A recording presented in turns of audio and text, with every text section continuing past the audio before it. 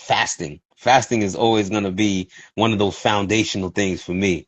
I think anytime you take intentional time away from something, kind of like what Gracie said earlier, where it's like, you can take time away from, if responsibility, or maybe you're a little bit low on money or cash, but even taking it a step further and saying, hey, I want to intentionally take some time away from this in order to make space for some sort of spiritual reconnection, because fasting is a very deeply spiritual ritual where it's like, hey, I'm denying myself of this thing that I recognize has a level of power for me, and I want to reconnect with whatever higher power that actually is going to be beneficial for me.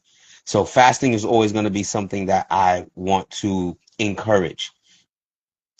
I think in addition to fasting, having some sort of like a daily spiritual practice, whether it's prayer, whether it's meditation, whether it's just taking a walk, or, just being out in nature, anything like that, it's so pivotal, because that puts you in receive mode.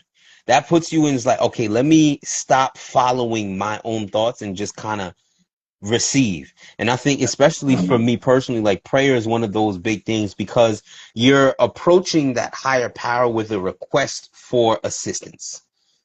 That's part of that asking for help.